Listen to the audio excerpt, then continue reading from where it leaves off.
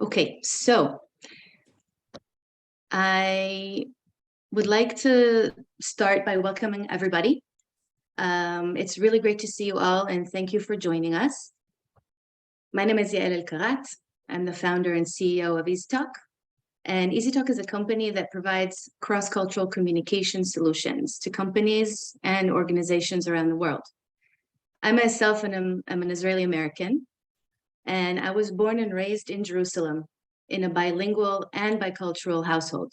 My father's from Illinois, and my mom's from Alabama. And actually, funny enough, they met in Kibbutz Marom Golan in Israel. And they've been living in Israel since then for about 50 years now. Today, I'm really honored to host our four distinguished panelists, and we're going to discuss the important topic of resolving conflict in multicultural work and business environments.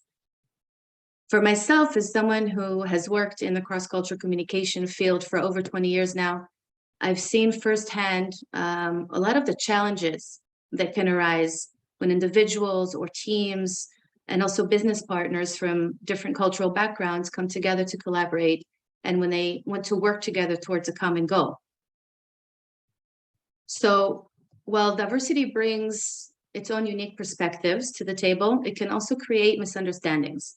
So as leaders and members of multicultural teams, we do have the responsibility, I believe, to foster inclusive environments where everyone can feel valued. I'm sure that you've had these experiences before, either as an employee or maybe as a supervisor or boss, let's say, yourself. So why are we actually here today? We want to answer the question, how can we actually minimize conflict? And we want to promote collaboration in diverse work and business settings. So first of all, we must acknowledge cultural differences. That's the first step. So this means taking the time to understand the values of our colleagues. And by doing so, we can also avoid as much as possible unintentionally causing misunderstandings. We must also communicate effectively. That's super important. This includes listening actively, asking questions to clarify, and it also means avoiding assumptions. Those can be very dangerous. And of course, being mindful of our body language. In addition, we really have to encourage open dialogue. I believe from my experience, this is something that is missing in many of our environments and frameworks. If we have an open dialogue, it creates this space for people to really express their thoughts. People want to be heard, they want to be seen. So this allows us to truly address issues before it escalates to conflicts. That's really the goal. And finally, we really have to lead as an example. Because as leaders, it's our responsibility to model inclusive behavior, and we want to promote culture of respect. So if we want this to be apparent in our environment, we have to do it ourselves. We have to model this. So basically, by respecting cultural differences, communicating effectively, encouraging feedback, and also leading by example, we can minimize conflict and we can promote harmony in our environment. And that's really the goal of all of us here in our workplace and when doing business. So I want to thank you all again for attending. And I'm really confident that our discussion will provide valuable insights and practical solutions. That's really important to know what you actually have to do. We can talk about it theoretically, but you're going to actually get insights, including practical solutions for how to solve conflicts across cultures. And I'm very much looking forward to this opportunity to learn from our panelists. We have Dr. Shmuel Bar, Ben Weiner, Victoria Reynoldson, and Lital Cohen. So what we'd like to do now is to ask all of you in our audience an interesting question. We want you guys to think about a word or maybe a phrase that comes to mind when you think about cross-cultural communication. So Jeff just put in the chat a link to a Mentimeter. You click it, and then you see a screen open up, and it has the question there, and you just put it in there. And I think it's going to be interesting to see what different words or phrases we come up as a community, as an audience. So feel free to click the link that's in the chat and share your thoughts with us.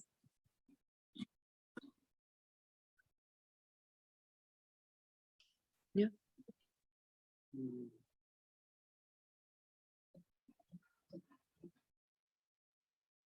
Okay, the answers will be coming up in a second. We'll be able to see them. Diversity, inclusion, clash, variety, mistake,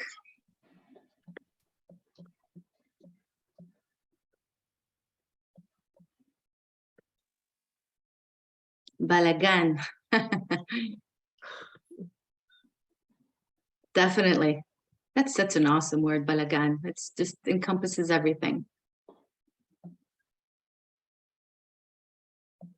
Mutual respect, awkwardness, No. curiosity, miscommunication for sure. It's interesting because some of these words and phrases have the more negative connotation to them. Some of them have the more positive. Just if everybody can make sure and mute themselves, please.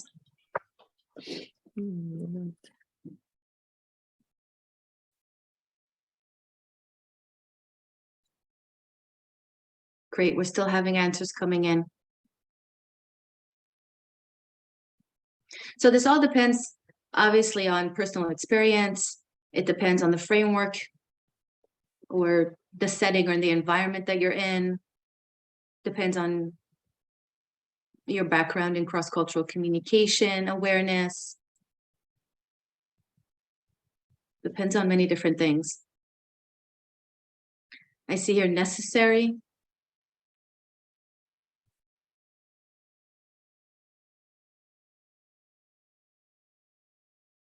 Great, so this was actually an opportunity to see where you guys are coming from, what you're thinking about when we talk about cross-cultural communication, and just instinctively what comes up when you think about that from your own experience.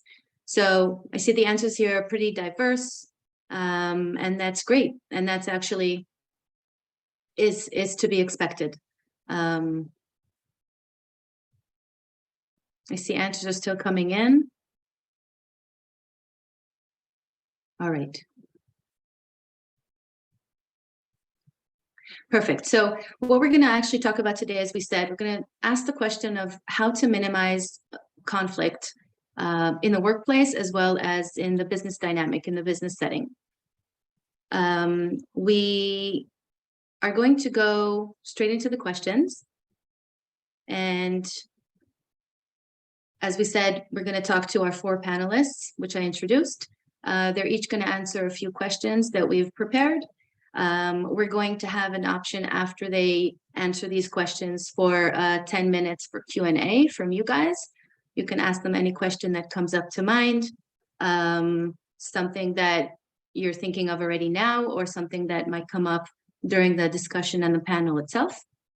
And yeah, and that's it. And then at the end, we're going to have our closing, of course. So I think, Jeff, that we can take off the share screen. There's very, like we said, very interesting and, diverse answers that we have there. So I want to actually go straight to the questions. And the first question is actually for you, Victoria. Before we ask the question, I'd like to, of course, allow the opportunity for you to introduce yourself so everyone here can hear about where you're from, who you are, and your background. Thank you so much. So hello, everybody, and thank you so much for joining us today. My name is Victoria Reynoldson, and I am a communication and culture intelligence coach and trainer based in London, the UK. And I work with international leaders and teams all around the world, helping them with communication confidence in English and cultural intelligence capability development. And I run a podcast and have a YouTube channel as well. So people interested, you're very welcome to connect with me after today. Excellent. Thank you so much, Victoria. And thanks again for being here today. I know that you've effectively coached international business leaders to improve their cultural competencies and confidence. So what are some of the most common barriers to cross-cultural communication that you've encountered, and how can we overcome them to achieve greater alignment and understanding? It's a really great question and quite a big question as well. From my perspective, what I see is that often people have struggles with the miscommunications and the misunderstandings because we assume there is only one globalized way of doing things. And the way that we experience other people's behaviors and their communication style is not what we were expecting. So we get surprised. We might even consider the other people unprofessional or rude. And it comes about because we assume that their behaviors, their communication style is what it means in our own culture. In fact, we don't often know the intent behind it. And that's where some of these challenges come up, these barriers come up. It's what leads to this them and us thinking, and often getting into judgments around, well, that's the bad way of doing things, and that's the good way of doing things. In reality, we don't really know what the intent is behind others unless we get into understanding this cross-cultural communication. And, it's a really big topic, but one way of doing this is through something which I use in my work, which is cultural intelligence. And what that basically is starting with understanding your own motivation and confidence with cross-cultural communication, then moving into knowledge and really understanding in detail the similarities and the differences in approach and behaviors and communication style. But awareness by itself isn't enough. You then need to turn that into strategies, CQ strategies, cultural intelligence strategies, and then turn it into action. And some of the things, Yael, that you were talking about at the beginning come into action. How do we adapt ourselves in our verbal communication and what we say, how we say it, and in our body language, our non-verbal communication as well?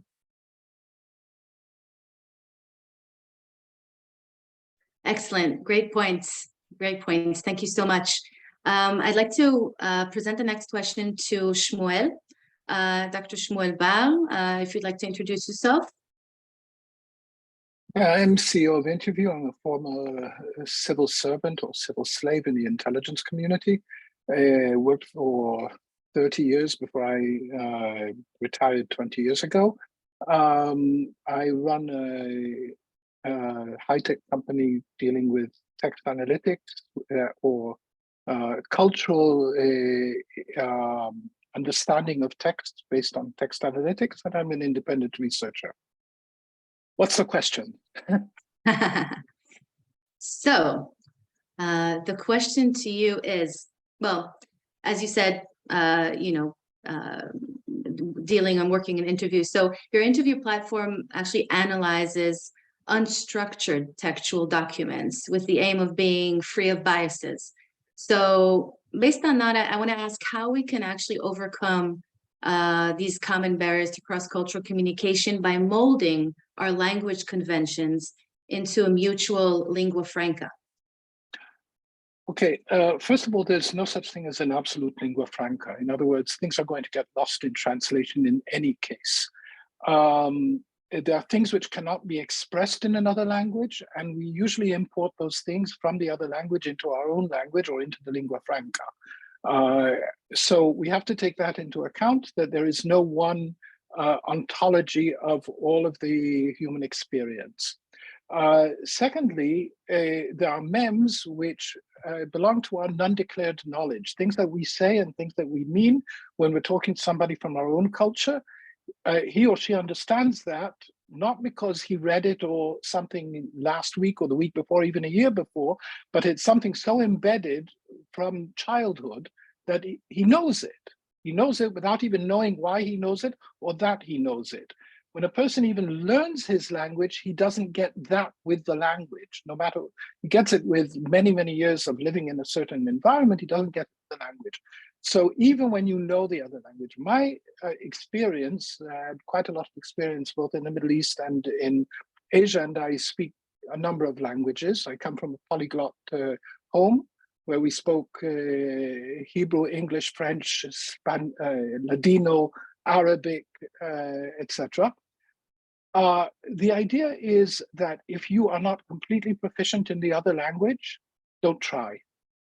In other words, go for the lingua franca, because you're more likely to make a mistake.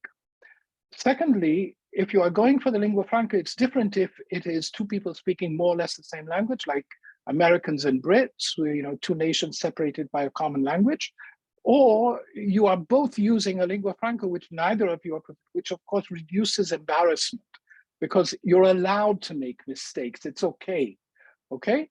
And that, of course, immediately reduces the level of embarrassment because you're both using lingua franca. You're always at a disadvantage when you are, even if we're talking Israeli, speaking in English with an English speaker, an Anglophone, then we're always at a disadvantage because that's their mother tongue and it's not yours. Beyond that, there's the whole idea of actually having, at least knowing enough of the culture. It's not being patronistic or something, I mean, don't try to use Chinese culture on a Chinese person. He won't necessarily appreciate it, especially you're just making an effort. My experience is that you should allow yourself to say, I don't know your culture, please, if I'm saying it wrong, if I'm doing it, that has to do with names, for example, where Churchill said that everybody has the right to pronounce a foreign name however he sees fit. Well, yes, very few people in Asia could pronounce the name Shmuel. I can imagine. So yes. when they try, then I say to them, why? Call me Sam, okay? In Yes, other words, try to create something so he won't have to break his teeth every time he talks to you. exactly. So those are some of the insights that I have on that. Excellent. Thank you so much. That's definitely important for all of us here, since, as we said, all the community here, we are dealing cross-culturally. So even, like you said, how you call someone by their name, to feel comfortable and to allow the other person to feel comfortable, very important. Thank you so much. I'd like to address the next question to Lital Cohen. If you could introduce yourself first, please. Sure. Just before that, Shmuel, I used to live in Taiwan for 3 years, and Lital was a very difficult name to pronounce. Lita. So they just Lita. called me Lita. They call me Lita. And that was my name for 3 years. And I loved it so much that I even have a Gmail, an email address with Lita. So I get it. Excellent. So, hi, everyone. My name is Lital Cohen. I live in California. Originally was born in Israel. You can hear by my accent, not very difficult to detect. I have a company called Core by Lital Cohen. I'm a professional facilitator and speaker. I teach communication workshop at different companies like Google, Tinder, eBay, VMware, probably you name it. I've been there. And I also help mostly Israelis that live in the US how to pass interviews, all the interviewing process, and get into the American market. Perfect. Thanks, Lital, and thanks again for being here. So from what I've read about you and what I know about you, you are a master at making people feel seen, heard, and belong. Definitely a master. So what are some effective strategies for building trust and rapport across culture divides, even in highly tense and conflict-prone situations? Great. So I'm a behavioral specialist. So I'm all about people, the way people act, behave, what do they scare from, what motivates them, and so on. And I think you started off by saying the most important thing. If you know nothing about culture, absolutely nothing, but you remember that everybody wants to be seen, heard, and belong. If you really see someone, if you truly listen to them and make them feel welcome, no matter what, whatever they say, whatever they bring with them, whatever they express, they're welcome. They'll go the long way with you. They'll be there. They'll be happy to help you out. They'll be happy to listen to you, to shake hands. So it's like in Hebrew, we say, "Ve'ahavta lereacha kamocha." If you really like truly listen to someone and happy to see them almost, they'll be happy to create a good and positive connection with you. Now, smile is one thing that I use, because when you smile, you basically tell someone you don't need to be in a fight or flight situation. When we smile, it means that it's safe. And when people feel safe, they can truly express their authentic self, and us too. And active listening, to me, it's very important. When I'm not familiar with my environment, when I'm not familiar with other people, I really want to take the time to listen, to ask questions, to truly be engaged with the other person or other people, and then try to figure out the energy in the room. Now, I don't want to bring, if we talk about rapport, like if I have, usually I have a very big personality, I turn the energy up. But when I have someone with kind of a more calm energy and just say, good morning, Lital, I don't believe it's the right thing to say, good morning, how are you? It's so good to see you today. Then we create like this connection. So I really want to understand the energy in the room, and then turn up the energy level for, just a little bit, because then people feel uplifted and they're not really sure why, but that's what it does. So I want to understand the environment. And lastly, to remove the judgy jacket. We all have judgmental jacket or glasses. Please, let's remove it and question ourselves. What do I really see? We want to get answers quickly because it's a survival mechanism. And tell yourself, we're not in a cave anymore. Nobody is going to throw us out of the cave and a big lion is going to eat us. This is a safe environment to remove the judginess and really question the situation and ask questions. And so if in one sentence, everybody wants to be seen, heard, and belong, give that to them, they'll be yours. Okay, perfect. I love all of that. Thank you so much. And our fourth panelist, Ben, we'd like to present the first question to you. But before that, if you could present yourself, please. Sure. So hi, everybody. My name is Ben Weiner. I'm based in Jerusalem.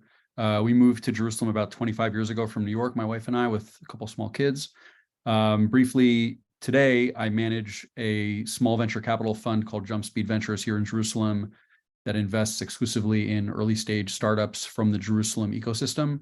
Before that, I had a business career. And before that, I was a lawyer with a law degree from Columbia Law School in New York, clerked here on Israel's Supreme Court, which was in the news a lot lately, before starting my business career. Okay. Thanks, Ben. Thanks for introducing yourself and, of course, for being here today. So you've brought together people, as you said, from diverse cultural backgrounds in the Jerusalem tech scene. So what, in your opinion, are some of the effective strategies for building the trust and rapport that we talked about across cultures? And again, specifically in highly tense and conflict-prone situations. Yeah, so I'm just going to echo, I think, what some of the other speakers like Victoria and Lital said before. I think especially when you're in a business situation, the presumption often of the other person or people across the table is that you are in a competitive environment or you're in an adversarial position, especially in the investment world where I live every day. People want money from me. I'm, deciding whether to put some of my investors' money into their companies. It can be very tense. And especially after the investment, often there are, roller coaster rides within a startup company, as Shmuel probably knows if he's in the startup world. So you have often these very tense situations. And the key to me has always been really, I would say, two things, which have been echoed, before on this panel. Number one, empathy. So to show that you understand the other person across from you, that you are to try to minimize the perception that you're in an adversarial relationship and say, hey, we are both trying to find a common ground and achieve something together that's positive rather than, what sets us apart. And number two, I think vulnerability is a big deal in business. I think especially when you don't know somebody and you're meeting them for the first time, or people are meeting me for the first time, there's an expectation that we are in conflict, or that we are going to be in conflict, or that we are in an adversarial relationship. And I can disarm that incredibly quickly by showing vulnerability, by showing a human side, by making fun of myself, by being self-deprecating. But it just throws people off because they're so expecting a posturing or a manipulation or a leverage, and if you can whenever you find yourself in a tense situation, if you can reduce, as Lital was saying, the energy in the room, if you can just diffuse the tension with a joke or with a smile or with something, we're all going to live another day. We're all going to be doing other things, next week. No matter how tense the situation is, there are a lot of tools and tricks that you can use to diffuse the tension if you perceive that there is tension or adversarial conduct in the room. Excellent. And I love especially what you said about, echoing also what Lital said about the energy, because that's really, it's the fight or flight thing. Maybe it's the survival mode that we're in. Like you said, we come and we automatically think that we're adversaries, but why? I mean, I think that in essence, it's probably the opposite. So thank you so much for that point. I'd like to go back to Victoria with my next question. So Victoria, in your work, you recognize the impact of biases and what this impact can do in these cross-cultural situations, and how they can actually lead to misunderstandings. So how can we recognize and address our own biases and assumptions? And that's difficult to do. So the question is, how do we do that when interacting with people from different cultural backgrounds? Yeah, I think this is the really big one, isn't it? How do we actually recognize this in ourselves when it's so hard to hold the mirror up to ourselves and go, what's really going on here? I think this comes down to understanding our own cultural drivers, or sometimes called cultural values. And there are many different ways of doing this. In my own work, in my assessments and training and coaching, I use a particular tool of 10 cultural values, which are basically giving us a language to talk about cultural similarities and differences. Now, this is quite important because we have talked about judgments and assumptions that we make, and we can quite quickly get into language which isn't very helpful in exploring these biases and these preferences that we have. So what the cultural values map gives us is a really helpful set of vocabulary to explore these differences. So as an example, that we've just been talking about competitiveness. That is one of the cultural values. There are some cultures which are highly competitive on one end of the scale, and there are some cultures which are highly cooperative. And this is about how we build trust, how we like to work together. Now, I probably, I can see there are many people here from the US joining the call today. And of course, the US is, highly competitive environment, obviously depending on the sector, but generally from a cultural values point of view is a more competitive culture. There are cultures that I've worked with in the past, such as Japan, where it's very, very cooperative. It is much more about building trust, working together, finding ways to look at how do they build that trust to kind of deliver the tasks that they have. Other examples of cultural values are like the way we communicate, whether we're direct in communication style or we prefer to be indirect, particularly in difficult situations like conflict or or other types of difficult conversations.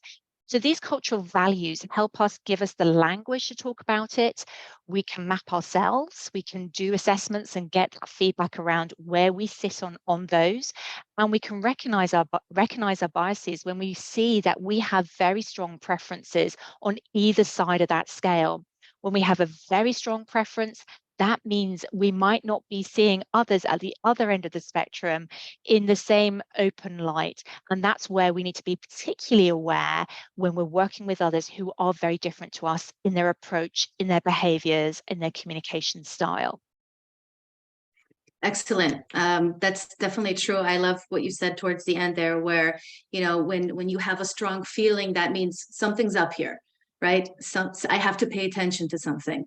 So it's really also always being connected to what you're feeling in this interaction. Perfect. Thank you so much. Lital, you're excellent in motivating people. I think even from your first answer, we already saw your energy. So excellent at motivating people to communicate with greater empathy and self-awareness. So what are some common misconceptions or stereotypes about different cultures, and how can we avoid perpetuating them in our interactions? So let's see if I will answer your question the way you wanted to. And if I'm not, let me know. Okay, so I'll sharpen my answer. Here is number one. So I need you to repeat the question again, if that's okay with you. The question is actually coming from, your background as a motivator, right? You motivate people to communicate with empathy and self-awareness, right? As you said, the energy is very important. So based on that, I'm wondering, what are some of the misconceptions or stereotypes that come up because maybe people don't exercise that empathy, or they're not really self-aware? It's slightly linked to what the previous question that Victoria answered. So some of in your experience, right, with working with other cultures, especially Americans, what are some of the misconceptions and stereotypes that people have, about different cultures? Of course, I'm talking about, in the working environment, when we do business. I mean, there are a lot of different settings that we can talk about this in our lives. So that's one part of the question. And how can we avoid perpetuating them in our interactions, like having them happen again and again? We want to get away from stereotypes. Got it. So usually I talk about the things, and I love when I step into a meeting, especially a virtual meeting, when I'm very excited and I want to talk and I have some ideas, and I'm out there, I'm very direct, and like Israelis, that's what they say about us, that we are very direct, very passionate. Some people call it chutzpah, right? That we are chutzpanim, we are rude.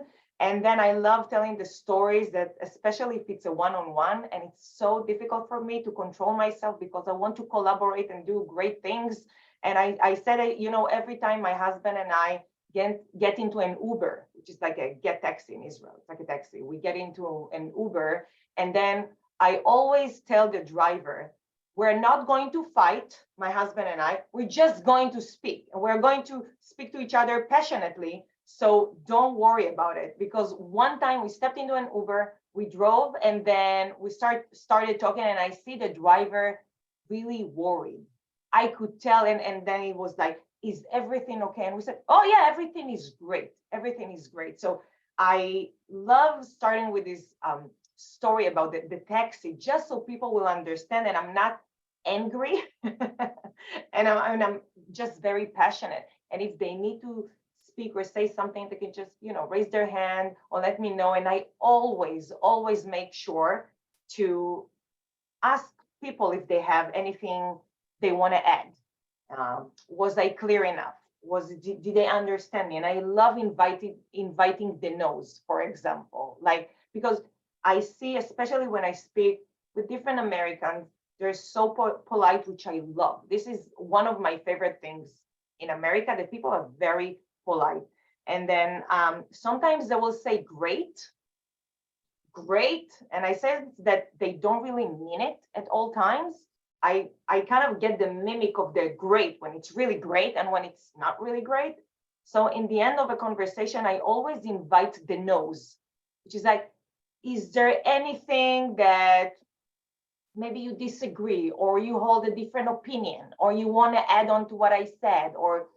And then I really look at the body language. You can tell that when someone is moving not in a very comfortable way, and it could be really small. So we need to be very, very sensitive. But to me, inviting the no's to the table means that we have another opportunity to collaborate better, because people will always go with their instinct. For example, if they don't feel that my idea was a great idea as I thought, and they'll say great, and we'll finish with the conversation, then they will have their internal conversation going on, and they'll say no. So I missed out an opportunity to actually bridge and find a way to work together. So always invite the no, even if you feel that everybody is happy and you got it, and that's great. Make sure they can, share with you if something is a no, and you'll get it. I always look at the body language. To me, this is the most important thing. Even if someone said, no, it's good. Yeah, it's good. And I'm like, but tell me, is there any, I sense that there is maybe one thing, and then they're like, yeah, maybe this thing. And then we talk about it, we figure out to make sure that the internal conversation after we finish the call or the potential collaboration, we're all set and on the same page. And to me, it's always remembering that if it's a bridge, it's not one person standing on one side and then the other person stand on the other side and we try to get to each other. And no, we're standing on the same side of the bridge. And there is the miscommunication or disagreement issue / problem on the other side. And now we need to find a way to step, towards the issue together and try to figure it out. It works with marriage too, by the way. I love that, because actually, I mean, me, myself, and others, I suppose, when they think about bridging the gap, they think about people being on each side of the bridge and then meeting and compromising in the middle. So I love that different perspective that you gave to that bridge. Excellent. Did I answer your question fully? Of course, more than fully. And I want to go to Shmuel next. So Shmuel, you talk a lot about how misconceptions about different ideologies cloud our ability to diagnose situations accurately. So what role do customs of pre-interaction, humor, and even taboos play in creating a greater alignment and understanding across cultures? Well, I did quite a few projects on, for example, how religion affects war and how people wage war using religious concepts, and why things that we would consider completely illogical to do in war, somebody else thinks it is actually the thing to do because he has certain religious motivation. I come from a background where intercultural interaction isn't necessarily for cooperation. Sometimes it's confrontational. And therefore, even when you're in confrontation, real confrontation, you still have to understand the other culture. And sometimes you can use your understanding of the other person's culture in order to facilitate or to make progress with your own goals. Religion and taboos, it's true that you shouldn't step on taboos, but you also have to understand where they come from. There are certain areas where you're not going to intentionally step on somebody's taboo or religious sensitivity. However, you have to neutralize it from the discussion. In other words, to patronize and to start inshallah, bismillah, etc. It's not going to work. He knows you're not Muslim. Right? I mean, why try it at all? Why, and so that's one thing I've encountered also in the area of humor. I can just, a short anecdote with a very senior Chinese person in Beijing.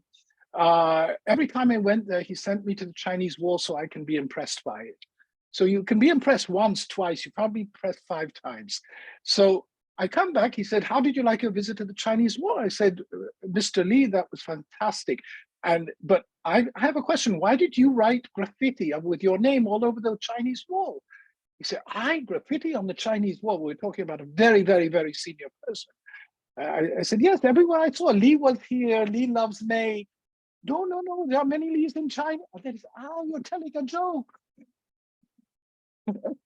And then he went and said he didn't know how much Chinese I understood. And he said, he was telling a joke, it's okay, just telling a joke. So this is the sort of thing that if you do it correctly, it can sometimes be an icebreaker. Another thing is what you call business interaction foreplay. In other words, before you get down to business, and it's not just, how is the weather? When you're in the UK, for example, first you talk about the weather. I mean, you can spend a lot of time talking in London about the weather. you have to understand that when, even in the same language, I speak relatively good English. So when a Brit says to you, interesting, then it means forget about it. Interesting is just, yeah, I heard you, it's interesting, nothing more. That's my own experience. I spent 5 years stationed in London with all sorts of people in Whitehall. The moment they told me interesting, I knew that I'm not going to get very far with it.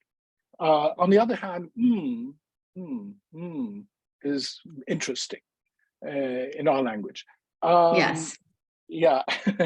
In this, Americans as well. Americans very similar, right? You'll find a lot of interesting. Right. Yeah.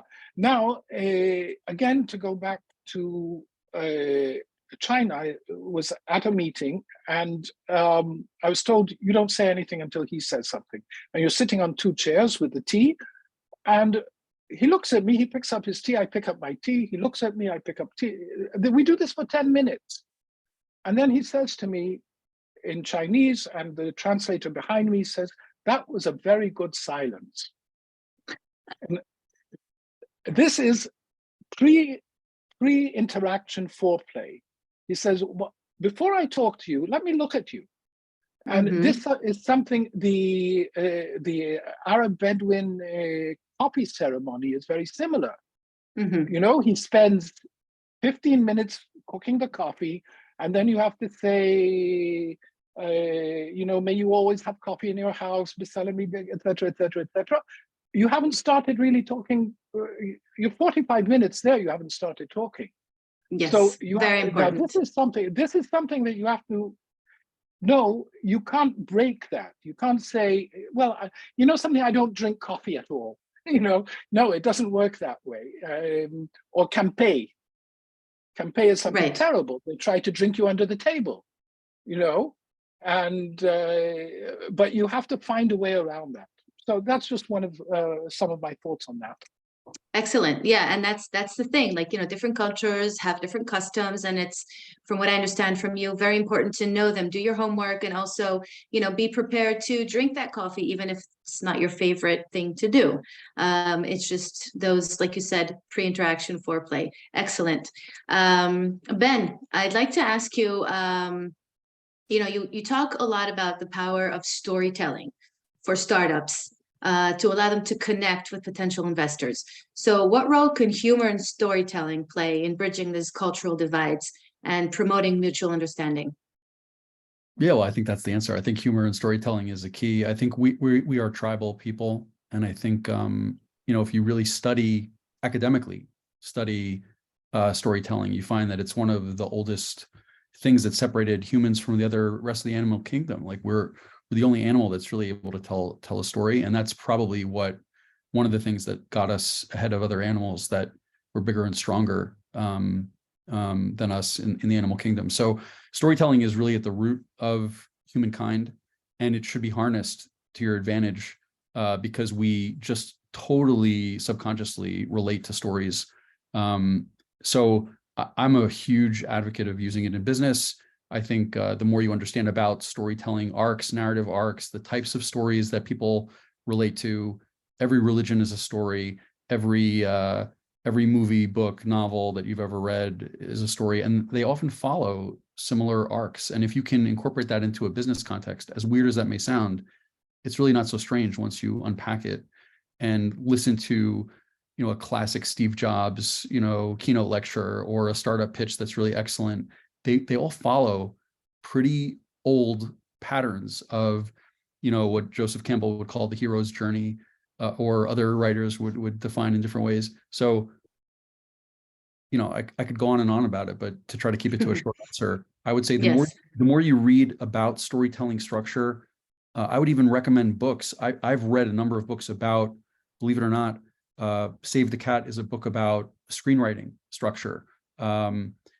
The Science of Storytelling by William Storr is a fantastic book. Campbell's famous book, The Hero with a Thousand Faces, is very important into mythology. And believe it or not, those books have incredible lessons about how to tell a business story, because the human mind and the human ear reacts the same way to a great business story as it does to a great movie, novel, script, anything else. Excellent. And by the way, if you want to throw those names of some of those books into the chat for everybody, that would be great. Excellent. So, Lital, I have the same question for you. You could just kind of briefly add to that. What do you think as, a storyteller yourself and teaching, and educating people on how to do this? Lital, what do you think the role of storytelling and humor is in bridging cultural divides? So I think the first time I really realized how storytelling is so powerful is when I joined Toastmasters. Toastmasters is the largest organization in the world for public speaking and leadership skills. And I'm a national champion for public speaking at Toastmasters. And when we had the national contest, after a lot of contests, we were the final 10, and we had 3,000 people in a big opera hall.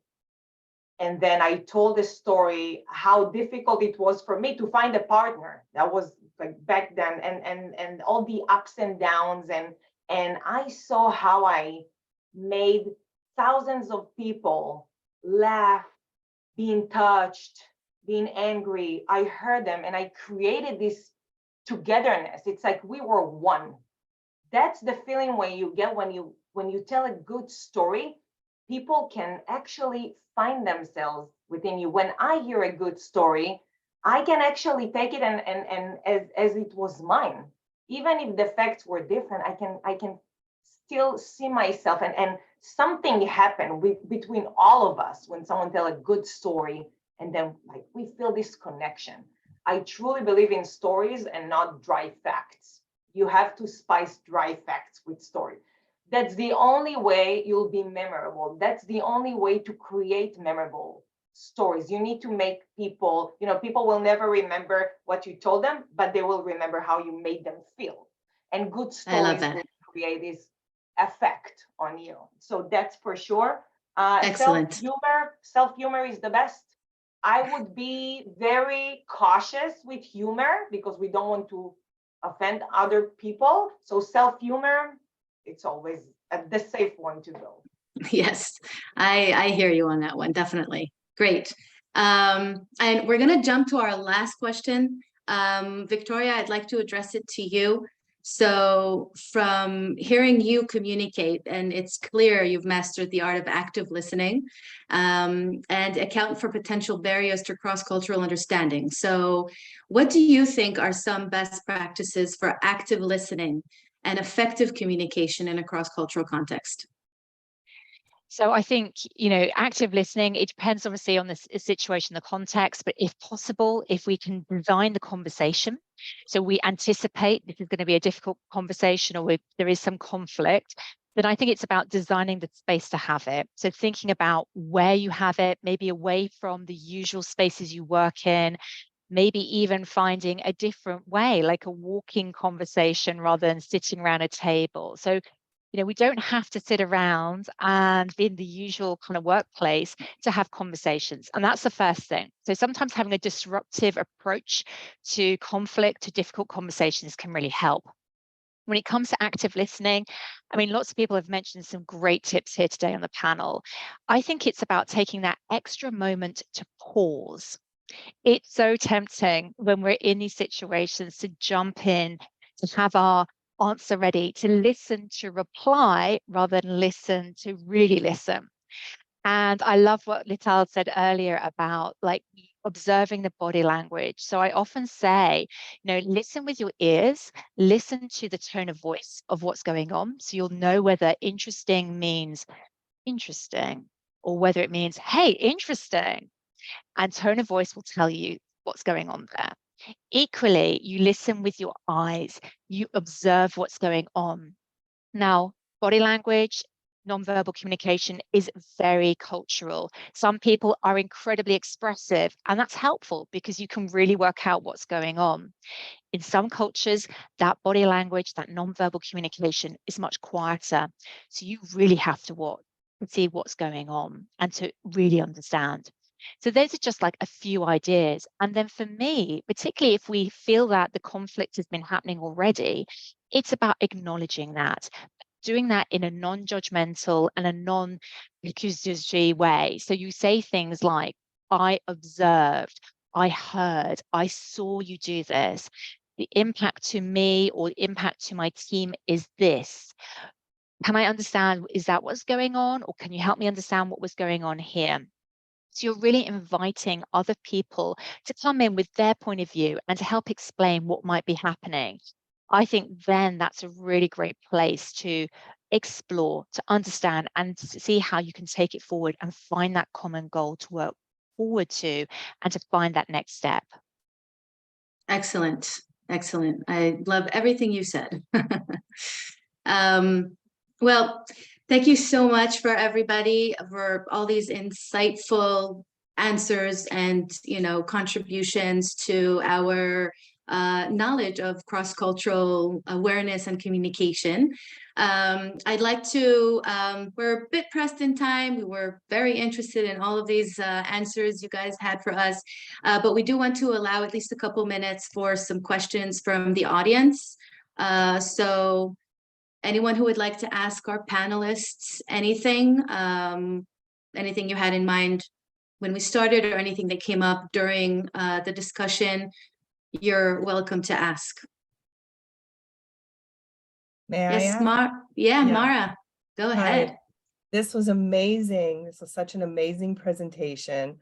I'm a diplomacy and international communications teacher in Israel. It's a new Megama.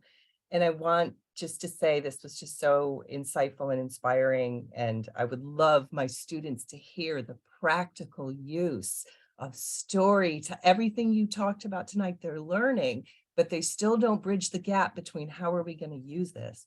And that's exactly what you're doing, which is amazing. I have a question about especially what Shmuel said, but the use of local language or like the disingenuousness, I think you were referring to when like a white person like me tries to say something in Arabic. Clearly I'm American and I'm, not an Arabic speaker. I'm thinking, I'm honoring, I'm trying to show respect. And what I'm hearing tonight was a little bit surprising that it comes off as disingenuous. Maybe it's my Americanness, but how can I, do I ask? Because I like to do that. I enjoy that. I enjoy feeling that connection. I thought I was, would it be appropriate if I use this? I mean, is there any way to not come off as disingenuous, but still show that I know the words I'm supposed to say if I were in your culture? I know that information. I'm in on it, like, how do I show that I'm cool with you without being disingenuous? I'll tell you, I'm sort of at a disadvantage here because I speak a number of languages from home. And when I speak in Arabic, they immediately ask me if I'm Egyptian because my grandmother was Egyptian and somehow I picked up her accent. The thing is that if you don't really know the language, and so they look at you, oh, he's trying to do it, etc. When I, for example, in Indonesia or in China or in Japan, when it's a language which I don't know well, I studied a bit, but I don't know, then I can ask, listen, I heard that, how do you say it? I heard about that. How do you say it? In other words, to give him the opportunity to tutor me on his culture. And then tell me more about that, or something like that. And then you put yourself in the position of a disciple, and he's telling you about his culture, and it's giving him a certain standing. I think that that's one of the ways to do that. Brilliant. Excellent. Not being a know-all. That's brilliant. Yeah. And in any case, we always have to remember that no matter how much we master a language, a foreign language, we're not from there. So we're going to make a mistake. And I frequently, even in Arabic, which I speak, or French, which I speak, I say to them, or Spanish, which I speak, I say, hey, would you prefer to speak in English, or will you suffer my Arabic, Spanish, French, etc.? especially because my Spanish is Ladino, which can be very embarrassing. So Excellent. I love that answer. I think it's, I mean, especially from, an expert as yourself, Shmuel, with all of this, I think that was like the exact answer. I loved it, Mara. I hope that answered you. I think it did. We are sort of out of time, but this is a really interesting discussion. So I do want to allow whoever has a question to ask it. Okay, Doron, nice to have you here. Nice to be here.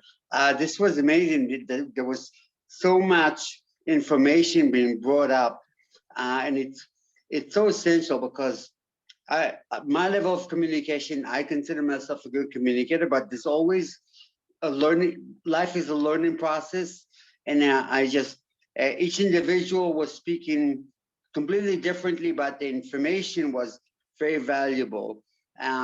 Question was, I was listening to, like, I'm comparing the Israeli way of speaking with your hands, with your body language, with passion, versus the more subdued American way of speaking.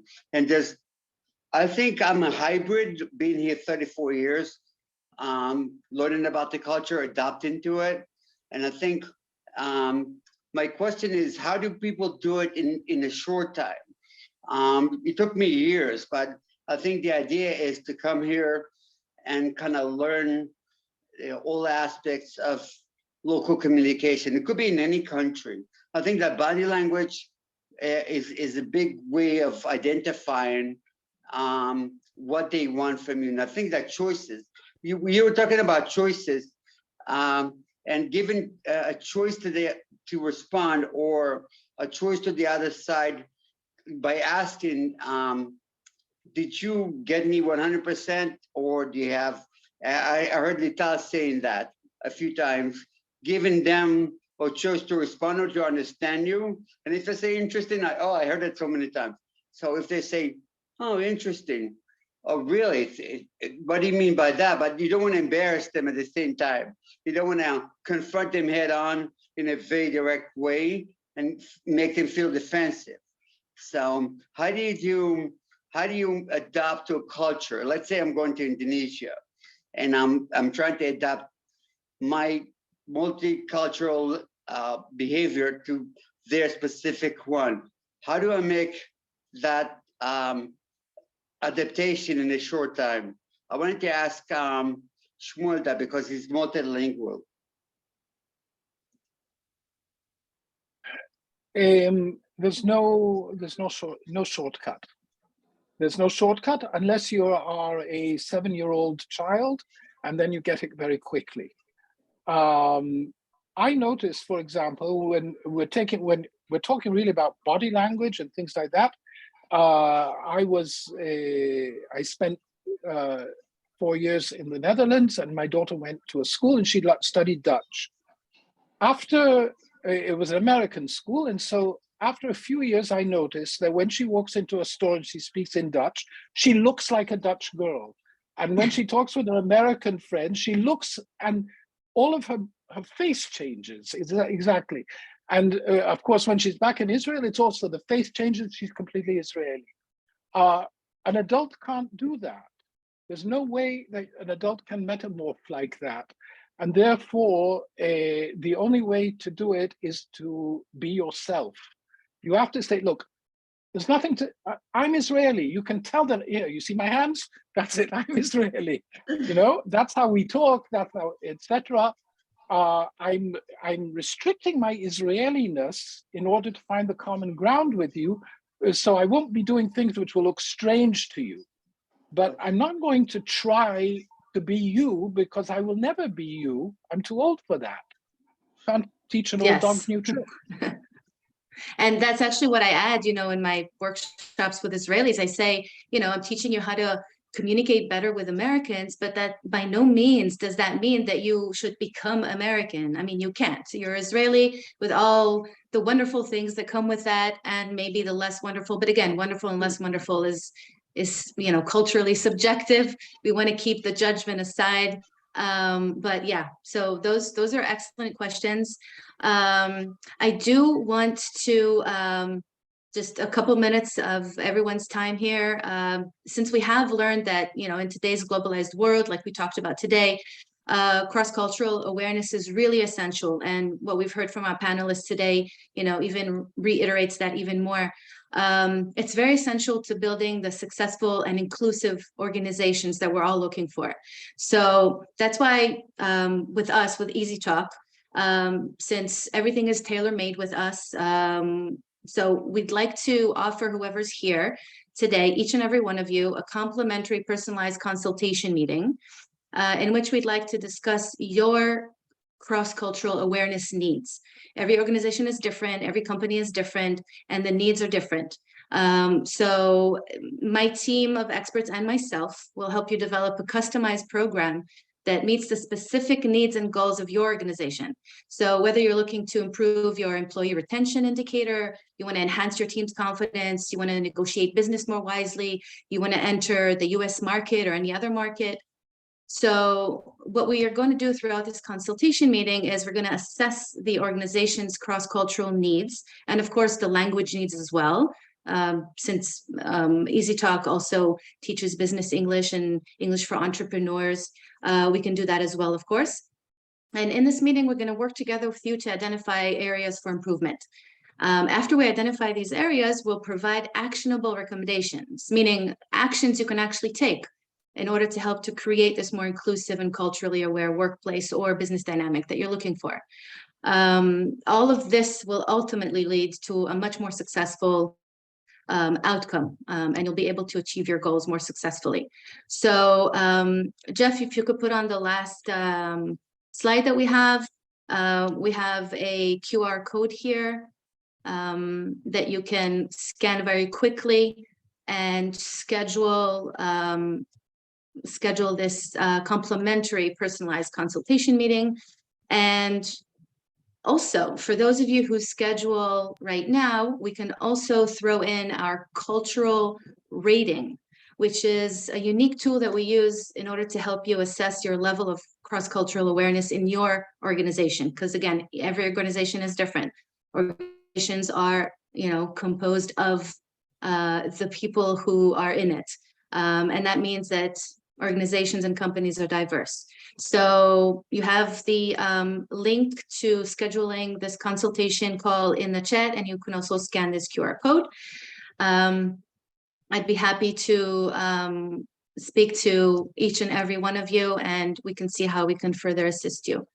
And with that, I'd like to conclude our webinar for today. Thank you for your patience, whoever stayed over. And I'd like to again extend an enormous thank you to our panelists, Shmuel, Victoria, Lital, and Ben. And thank you again to all of our audience. And you can find us on, you know, all the different media outlets, of course. If you would like to get in touch or get to know the panelists more, they'd be happy to be in touch with you. And any questions that you have, you know where to find us. So again, thank you so much. And thank you, Jeff, my right hand, excellent instructor and teacher here at Easy Talk. Thank you so much for facilitating all of this kind of in the background. So I hope to see you guys in our future webinars. Stay tuned. Thank you. Bye, everyone.